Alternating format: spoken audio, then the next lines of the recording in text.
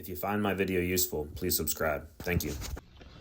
All right, today I'm going to talk about troubleshooting carburetors. So if you have a motor that is a carbureted motor or engine and you can't get it to start, and you've already replaced the spark plug and you know that the compression's good, the next concern is going to be airflow and gas flow. And we can talk about all the different issues that can happen with a carburetor that prevent an engine from starting. This is two-barrel carburetors and serves a 4-cylinder boat engine, but we can just talk about one of these as we only need to discuss one for how a carburetor works and the things that you need to troubleshoot. So if you are starting a cold motor that is carbureted, for you to get that motor to start, your choke has to work. So what is a choke?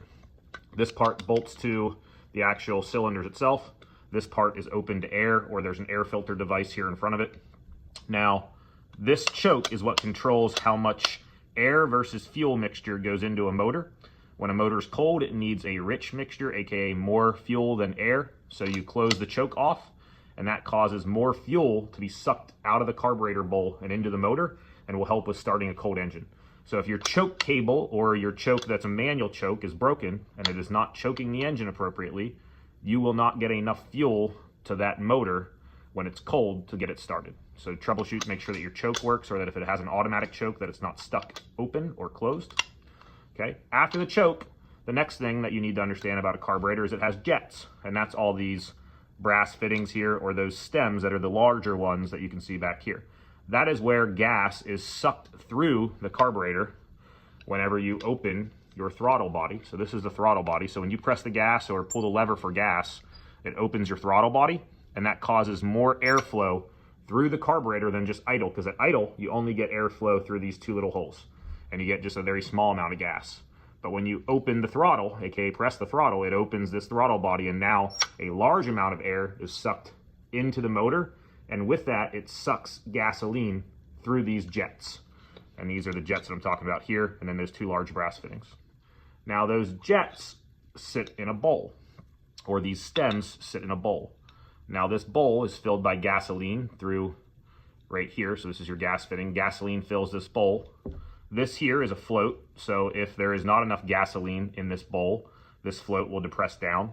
When this float depresses down, what you'll see is there is a device called a needle. So if I take this float out of here, there's a needle right there. You see that needle? That needle sits in this hole, and if this float is depressed, this needle is open, and this allows gas to flow out of this hole and fill the bowl.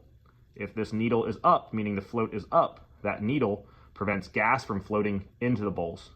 So if you don't think you're getting gas, one of the issues is this float can be damaged and not floating appropriately, or not letting go appropriately. And if this needle stays stuck up, then this needle will not let gas flow into the bowl. So you can always troubleshoot that by cleaning the needle, getting a new needle, replacing the float. Okay. The other issue is that if you're not getting gas, say this is only a single cylinder motor, if any of these jets are clogged, you will decrease the gas flow to the motor. Now, typically it'll just run at idle, but it won't run at high speeds, or it chokes at high speeds if some of the jets are clogged. But if it doesn't start at all, you're likely looking at an issue with the choke not being able to be engaged, meaning that it's open, sucking too much air, not enough fuel when the engine's cold.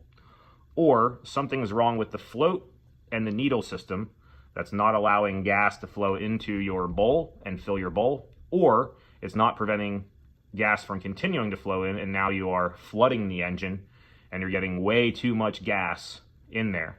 One way to tell is when you try to start the motor, and if it doesn't start, after you've tried to start it a few times, pull the spark plug out. If the spark plug is wet, meaning that there's a bunch of gas on the spark plug, that means that you've flooded the motor and you're getting too much gas. If you pull the spark plug out and the spark plug is dry, that means that you're not getting enough gas, and that's when I would check your needle and your float assembly. All right, hopefully this helps do some troubleshooting for your carburetor setups. If you find my video useful, please subscribe. Thank you.